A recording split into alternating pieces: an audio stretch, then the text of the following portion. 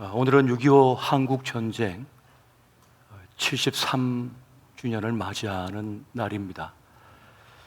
형제가 형제를 향하여 총부리를 겨누고 비극적인 참혹한 전쟁을 치렀던 그 날이 되겠습니다. 그 전쟁은 끝난 것이 아니고 지금도 계속되고 있으며 휴전 상태에 있고, 그리고 극한의 대치가 지금도 이어져 가고 있는 것을 보게 됩니다. 일제치하에서 이제 해방을 맞이하여 이제 자유다 했었는데 5년도 버티지 못하고 형제끼리 일어난 참혹한 비극이 6.25 한국 전쟁이었던 것입니다. 일제에 의해서 아들을 빼앗기고 딸을 빼앗기고 집에 있는 숟가락, 젓가락, 밥그릇까지 빼앗기면서 그렇게 살아야 했던 세월이었는데 이제 해방을 맞아 자유롭게 한번 살아보자 했건만은 이념과 사상에 이끌려서 그렇게 동족 상잔의 비극의 날을 맞이했던 것입니다. 지난 세월 동안 이 지구촌은 이 전쟁의 참화를 겪으면서 전쟁에 대한 많은 교훈을 얻었습니다. 그러나 그럼에도 불구하고 이 전쟁의 역사는 반복되고 있는 것을 보게 됩니다. 모든 것을 송두리째 잃고 비참해지는 것을 알면서도 이것이 반복되는 이유는 인간이 얼마나 지능 높은 바보인지를 극명하게 알려주는 결과 사실이라고 하겠습니다. 성경은 이것이 인간의 죄성 때문이라고 분명히 우리에게 알려주고 있는 것을 보게 됩니다. 가장 위대한 항해자라고 불리고 있는 쌍둥이 우주선 보이저 1호와 보이저 2호가 있습니다. 1977년도에 발사된 우주 탐사선은 지금 47년째 태양계를 탐색하고 있습니다. 그러면서 우리에게 알려준 중요한 사실은 이 태양계에는 지구 외에 생명체가 없다는 사실입니다. 그 광활한 우주 속에 오직 지구에게만 생명체가 있다는 사실을 우리에게 분명하게 알려주었습니다. 목성을 지날 때 천문학자 칼 세이건은 그 카메라를 살짝 돌려서 지구를 찍게 했다고 합니다. 그 태양빛 속에 노출된 지구는 작은 점이었습니다. 그것을 본 칼 세이건은 창백하고 푸른 점이다라고 하는 것을 말하면서 그것을 책으로 출간하게 됩니다. 그런 자신의 저서에서 그런 말을 합니다. 지구는 광활한 우주에 떠있는 보잘것없는 존재에 불과함을 사람들에게 가르쳐 주고 싶었다. 내가 강하니 네가 강하니 누가 높으니 낮으니 크니 작으니 하고 싸워도 그저 우주 공간 속의 외로운 얼룩일 뿐이라는 거예요. 그것이 지구이며 인간이라는 것입니다. 스스로 위대하다는 착각에 빠진 이들이 있다는 것입니다. 한 줌밖에 안 되는 권력을 가지고 마치 영원히 살 것처럼 떵떵거리는 이들이 있다는 것입니다. 집을 수백 채, 수천 채를 가지고 있다고 자랑하는 이들조차도 그저 태양빛 속에 부유하는 먼지 티끌 위에 있다라고 이렇게 말하고 있는 것입니다. 만약 외계인이 있어서 지구를 향하여 와서 지구를 살펴보게 된다면 이 아름다운 지구가 황폐하게 된 것을 보고 깜짝 놀랄 것이라고 말합니다. 오존층이 파괴되고 황폐하게 된 지구를 보고 이렇게 말을 할 것이라고 합니다. 이곳에는 아마 지적 생명체가 없을 거야. 이렇게 아름다운 터전을 스스로 망가뜨리는 것은 지적 생명체가 할 수 있는 일이 아니기 때문이지. 그렇게 말할 것이라고 그런 말을 했습니다. 무슨 말입니까? 지금 우리가 지구에 숨쉬고 있다는 것, 이것이 기적이라는 겁니다. 지금 우리가 존재하고 있다는 것, 나 있다고 하는 이 사실이 기적 중에 기적이고, 바로 그것이 지구에 살고 있는 우리의 현실이라고 그는 말하고 있다는 것입니다. 이 기적의 현장, 이 기적의 터전 위에 살면서도 헛된 욕심과 탐욕으로 이 지구를 망가뜨리고 자기 스스로 자기 삶을 망가뜨리는 것이 바로 인간의 현실이라는 것이죠. 이것이 안타깝다라고 말하는 것입니다. 침몰한 타이타닉호를 보기 위해서 5명이 잠수정을 타고 심해로 내려갔습니다. 근데 안타깝게도 뇌파에 의해서 결국은 파괴되어 그렇게 사망했다는 결과가 보고되었습니다. 어쩌면 이 모습은 우주 공간 속에 있는 지구 안에 우리의 모습과 유사하다는 생각이 듭니다. 외부 압력을 견디지 못하여 결국 쪼그라들어서 파괴됐다는 것인데요. 그 외부 압력을 버틸 수 있는 그 압력실이 고장나면서 그렇게 됐다는 거예요. 그것처럼 이 우주 공간 속에 있는 지구는 기적의 장소이지만은 우리가 핵무기를 개발하고 이 지구처럼 못살게 굴면서 어느 순간 순식간에 그 압력을 견디지 못하여 사라질 수 있다는 것입니다. 우리는 천년만년 이 땅에 살고 또 살아갈 것처럼 말하지만 한순간에 끝날 수 있다는 거예요.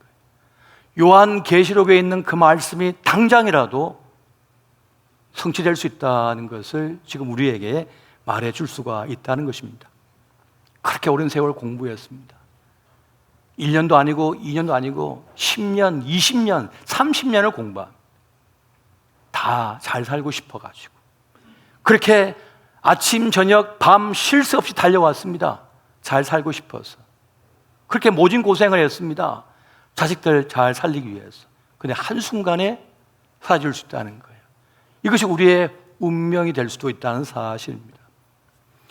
이러한 현실 속에서, 이러한 세상 속에서 과연 교회는 대안이 될 수 있겠는가?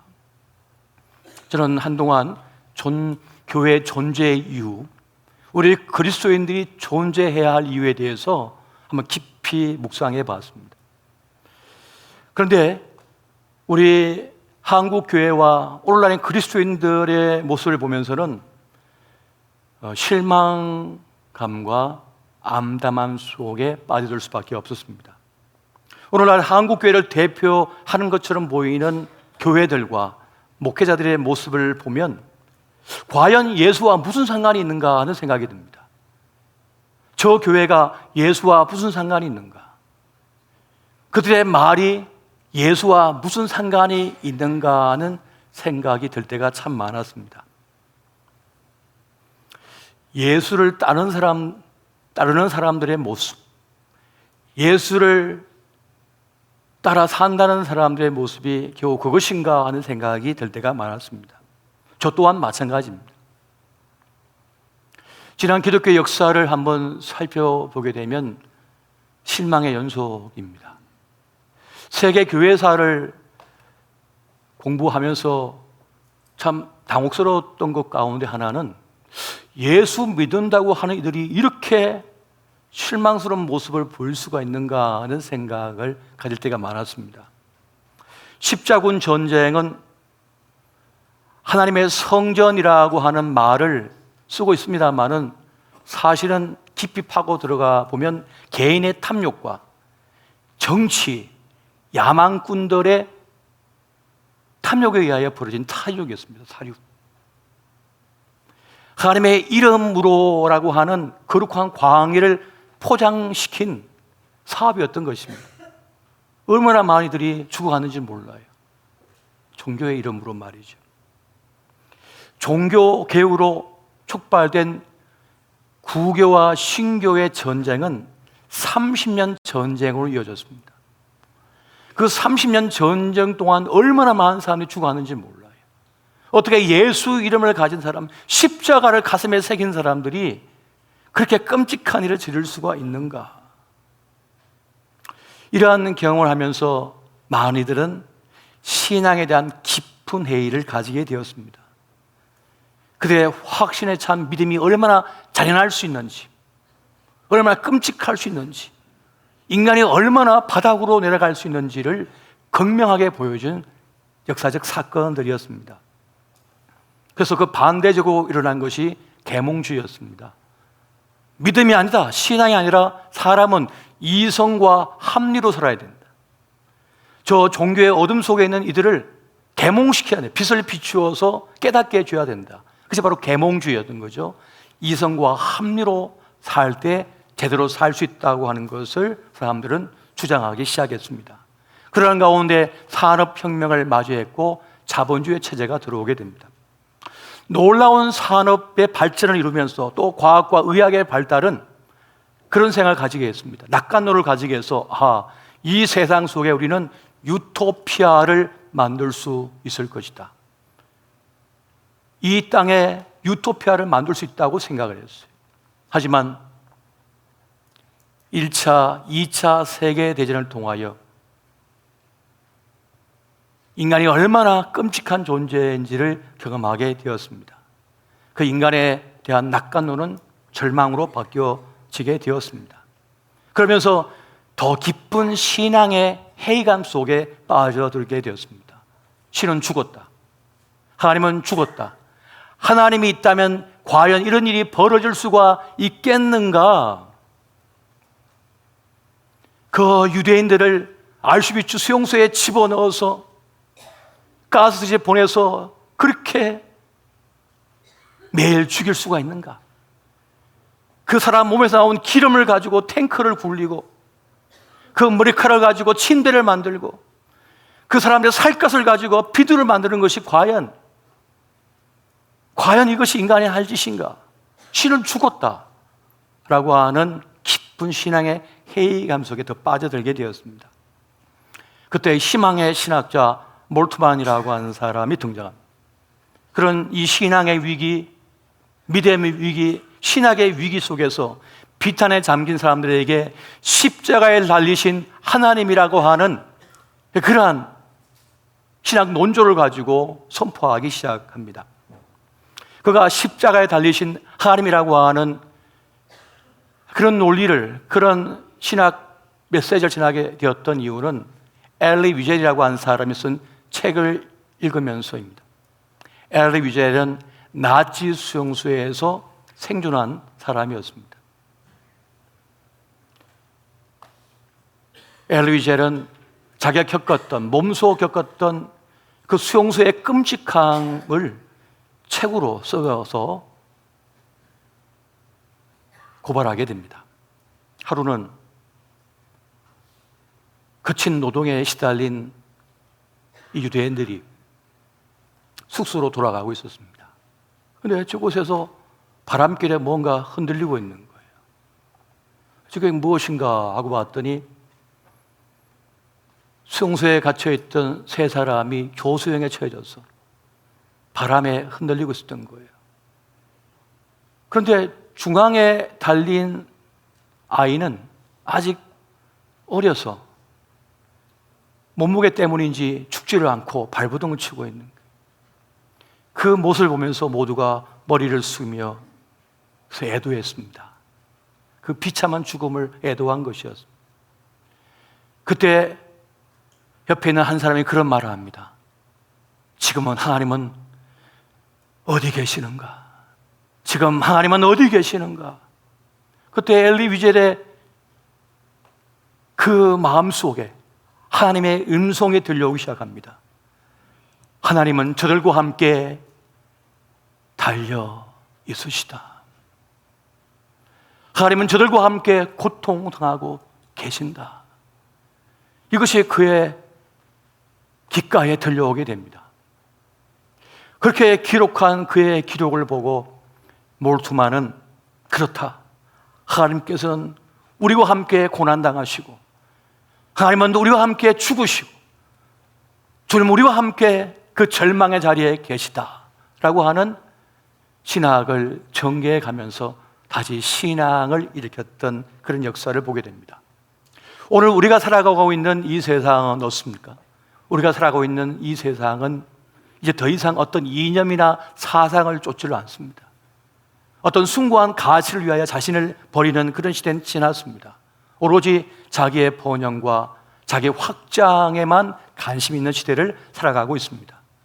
나의 기쁨, 나의 만족, 나의 가치만 추구하는 그런 시대를 살아갑니다. 내가 중심이에요. 내 마음에 들면 그것은 옳고 내 마음에 들지 않으면 그것은 틀린 거예요. 그런 시대를 지금 우리가 살아가고 있습니다. 또한 이제는 오로지 우리의 관심은 웰빙과 바로 힐링에만 관심이 있습니다. IMF를 지나면서 사람들은 웰빙에 관심을 가지게 되었습니다. 나에게 육체적으로, 정신적으로 평안을 주는 것이 가장 중요한 가치다. 그런데 이것을 위해서는 돈이 있어야 된다. 그래서 그것을 얻기 위하여 열심히 달려갑니다. 어느 정도 수준을 가져야 웰빙할지 모르겠지만 그것을 누리기 위해서 가차 없이 자기를 극단으로 몰아갑니다. 자기를 착취합니다. 끊임없이 밤낮 가리지 않고 일을 해서 그 웰빙을 할 수 있는 자원을 마련하려고 애를 쓰고 있습니다. 또 사람들은 이제 힐링을 말합니다. 힐링 캠프, 힐링 팜스 뭐 이런 말들 하면서 모든 것을 힐링에 갖다 붙이고 있어요. 무슨 말입니까? 나는 상처받았다. 그래서 치유받아야 된다. 그래서 오로지 내 상처받은 거 치유한다고 생각을 해요. 물론 진짜 아픔을 당하여 마치 교통사고 당하듯 내 마음을 다친 일도 많이 있지요. 그런데 모든 사람이 다 힘들다고 상처받았다고 얘기합니다. 근데 세상은 원래 힘든 거거든요. 원래 부부 생활은 힘든 거거든요. 원래 자녀 양육은 힘든 거거든요. 치열하게 살아야지 부부 생활을 유지할 수 있고 치열하게 살아야지 자식을 양육할 수 있거든요. 그냥 던져놓는다고 애가 자라진 않거든요. 그냥 반려견 키우듯이 먹을 것 좀 주고 병원 가 주사 맞히면 되는 게 아니거든요. 치열하게 자기의 모든 걸 갈아 넣어야 자식을 키울 수가 있는 거거든요. 인생은 절대 쉬운 게 아닙니다. 직장 생활도 자기 꿈을 실현한 곳이 아닙니다. 직장은 자기 노동력을 제공하고 그에 대한 대가를 받는 거예요. 그게 직장인 거예요. 직장에 가서 칭찬받고 사랑받고 그러려고 직장 다니는 거 아닙니다. 생존하기 위해서 직장을 다니는 것이죠. 그래서 세상은 원래 힘든 거예요. 부부 생활은 원래 힘든 거예요. 그런데 그 힘듦 속에, 그 애씀 속에 경험하는 것들이 있습니다. 얻어내는 것이 있어요. 그 대가를 지불하면서 누리는 것도 있는 거예요. 그것이 우리에게 행복감을 가져주고 인생의 보람을 느끼게 한다는 사실입니다. 사실 우리는 이전 세대보다 많은 것을 누리고 있고 또 많은 혜택 속에 살아가고 있는 것이 사실입니다. 하지만 누구도 행복감을 경험하고 살고 있지 않습니다. 다 불행하대요. 다 힘들대요. 다 자기가 피해자래요. 다 억울하대요. 사실 어디까지가 만족인 줄 모릅니다. 뭘 해야 만족인지 성공인지도 모르겠어요. 이만큼 하면 괜찮은 줄 알았더니 아니래요. 이거 가져야 된대요. 이거 가져야 행복한 거래요. 이걸 누려야지 성공한 거래요. 그래서 그것을 가졌더니 그것도 안 된대요. 또 다른 걸 가져야 된대요. 그렇게 세상은 계속하여 우리를 극단으로 몰아가고 있습니다. 그래서 쉴 수가 없는 거예요. 누릴 수가 없는 거예요. 달리긴 달리는데 어디서 멈춰야 될지 모르겠어요. 그렇게 힘겨운 삶을 사는 것이, 자기를 몰아붙이며 사는 것이 우리 현대인들의 모습이라는 겁니다. 사람들은 그 많은 방대한 지식을 가지고 교육을 받았지만 가장 어리석어졌습니다. 가장 어리석게 사는 것이 오늘날 우리의 모습이라는 거예요. 자기 인생이 얼마나 소중한 줄을 모릅니다. 자기가 얼마나 가치 있는 기적과 같은 존재인 줄 모릅니다. 그저 점수 몇 점 가지고 자기를 평가해버려요. 나는 하등급이야, 나는 F등급이야. 스스로 자기는 삼류라고 말해요. 누가 삼류라고 말했습니까? 근데 스스로 삼류래요. 스스로 불행하다고 느껴요. 누가 불행하다고 그랬습니까? 어디가 행복인지 불행인지도 몰라요. 기준이 없어가지고. 이렇게 자기 자신도 모르고 세상도 모른 채 살아가고 있는 것이 우리 인생들이라는 것입니다. 남들이 누리고 사는 것을 누려야만 사는 것이라고 생각하기 때문에 쉴 수가 없는 것이고 멈출 수가 없는 것이고 불행함 속에 지금 살아가고 있다는 것이에요. 그렇게 자기를 과도하게 착취하면서 고갈시키면서 살아가다가 끝나는 것이 우리 인생이라는 겁니다. 그런데 여러분, 칼 세이건이 말한 것처럼 이 태양계에 유일하게 있는 생명체가 있는 지구, 그곳에 내가 있는데, 기적인데 우리는 우리 자신을 하찮게 여깁니다. 보잘것 없다고 느낍니다. 아무것도 아니라고 생각해요. 스스로 절망 속에 빠져 있다는 것이에요. 그렇게 세상은 자꾸 우리를 고립시키고 절망 속에 던져놓고 있다는 사실입니다. 그 사람들은 그렇게 갇힌 채 쓸쓸한 최후를 맞이하고 있습니다. 여러분, 주차 시비로 다른 사람의 생명을 앗아가는 것이 말이 됩니까? 그거 좀 빨리 가겠다고 횡단보도 신호에 맞춰서 손을 들고 길을 걷고 있는 그 어린아이를 차로 친다는 게 말이 됩니까? 좀 빨리 안 가면 어때요? 좀 천천히 가면 어떻습니까? 차 문제로 다툼이 있을 수 있지요. 당연한 거예요, 그거는. 근데 그것 때문에 다른 사람의 인생을 망치고 자기 인생 망치는 게 말이 되냐고요. 왜 이렇게 됐습니까? 과도하게 자신을 착취하고 과도하게 밀어붙이기 때문에 그래요. 불안감, 두려움 속에 살고 있기 때문에 그렇습니다. 밖에서 보면 괜찮은 사람이에요. 멀쩡한 사람이에요. 근데 스스로는 못났대요. 형편없대요. 난 아무것도 아니래요. 제가 25살 먹은 남자 청년을 상담한 적이 있습니다.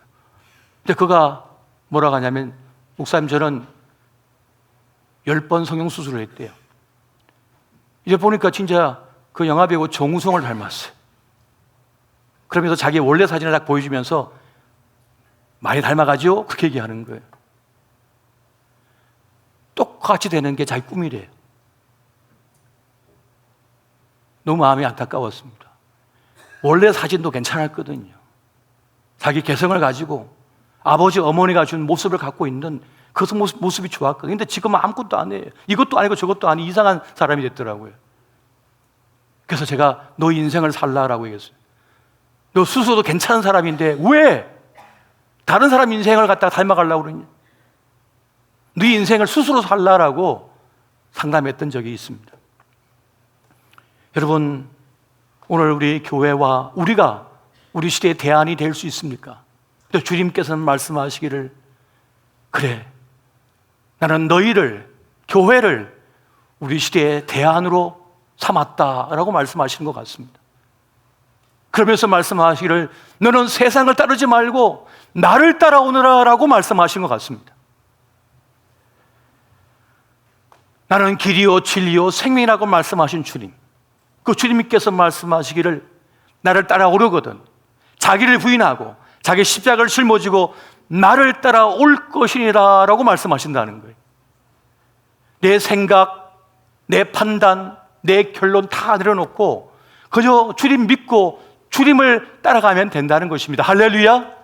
그것이 바로 그리스도 예수의 사람들의 모습이며 이 땅의 교회의 모습이 되어야 한다는 사실입니다. 여러분, 주님이 원하시는 것은 우리가 구원받아갖고 우리만 천국 들어가는 것, 그것을 원하는 것이 절대 아닙니다.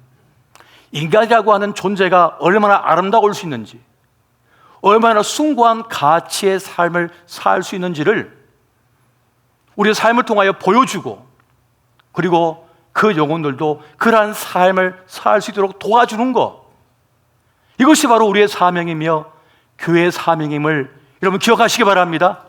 오늘 이것을 주님께서 말씀하시는 거예요. 여러분,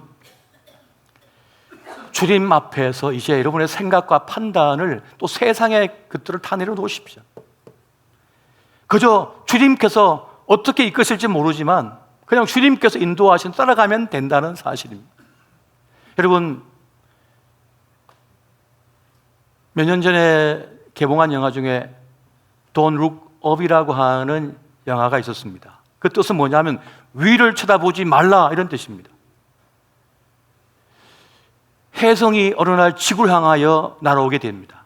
그런데 그 혜성이 지구에 충돌하면 지구는 멸망합니다. 사라지는 거예요. 가루가 되는 것입니다.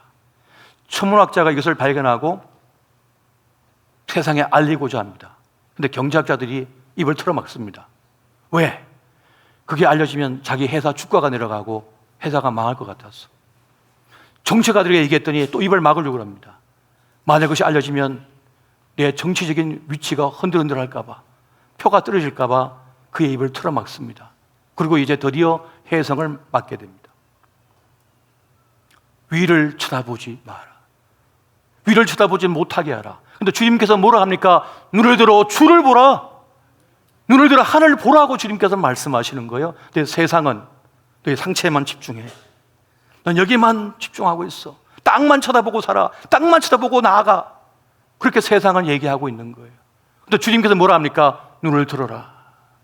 눈을 들어 하나님께서 창조하신 세상을 보고 하나님께서 이끄시는 그 길을 보라는 거예요. 눈을 들어 주를 보시기 바랍니다. 주님께서 나를 따라오느라 말씀하시. 그 길이 어떤 길인지 모르겠어요. 근데 주님을 따르다 보면 그 이끄심 속에서 우리는 삶의 진정한 가치와 의미와 기쁨을 누리게 된다는 사실입니다. 내가 얼마나 소중한 존재인지, 천하보다 귀한 존재인지를 깨닫게 된다는 사실입니다. 오늘 본문의 말씀을 한번 보겠습니다. 마태복음 16장 24절 25절 말씀을 우리 같이 한번 보겠습니다. 자, 시작. 예수께서 죄아들에게 이르시되 누구든지 나를 따라오려거든 자기를 부인하고 자기 십자가를 지고 나를 따를 것이니라. 누구든지 제 목숨을 구원하고자 하면 잃을 것이요 누구든지 나를 위하여 제 목숨을 잃으면 찾으리라. 아멘. 도무지 주님을 따르면 손해볼 것 같아요. 주님을 따르면 실패자가 될 것 같아요. 주님을 따르면 허망한 인생이 될 것 같아요. 세상에서 뒤처진 인생이 될 것 같아요. 지른 것 같아요. 그런데 주님을 따르면 참된 승리자가 되고 참된 인생의 보람을 느끼게 되고 참된 인생의 가치를 경험하는 삶이 된다는 사실입니다. 세상은 이게 먹어라, 이게 먹어라, 이게 된다, 밟고 올라서라 라고 말합니다. 또 주님께서는 저주라 라고 말씀해요. 여러분, 내가 똑똑하면 바둑 올리면 친구를 100번 하면 100번 다 이길 수가 있습니다. 그런데 그리스도 예수의 사람은 뭐예요? 일부러 져주는 거예요. 판을 다 보고 있습니다. 100번 다 이길 수가 있습니다. 그러나 그 친구를 친구로 남겨두기 위하여 일부러 져줍니다. 모른 척합니다. 이게 예수의 사람들의 태도요, 삶의 모습이라는 거예요. 내가 얼마든지 이겨 먹을 수가 있어요. 내가 앞설 수 있습니다. 그러나 일부러 천천히 달려서 친구와 같이 달리게 해주는 거예요. 포기하지 않도록 인생을. 여러분, 우리 인생의 가장 큰 문제는 뭡니까? 우리 시대의 문제는 뭡니까? 사람들이 다 무가치를 경험하고 있다는 거예요. 무의미를 경험하고 있다는 거예요. 내가 왜 살아야 되지? 난 아무것도 아니야. 난 실패자야. 나는 하루 인생이야. 3일 인생이야. 그러면서 절망하고 무너지고 있습니다. 그래서 예수의 사람은 우리 예수님을 쫓아서 어떻게 됩니까? 괜찮아. 그럴 수도 있어. 넘어질 수도 있어. 힘들 수도 있어. 아플 수도 있어. 그게 인생이야. 그러나 인생은 살만한 가치가 있단다. 그것을 알려주고 깨닫게 해주고 함께 가는 삶. 우리는 여전히 부족합니다. 저도 부족하고 여러분도 다 부족합니다. 어설픕니다.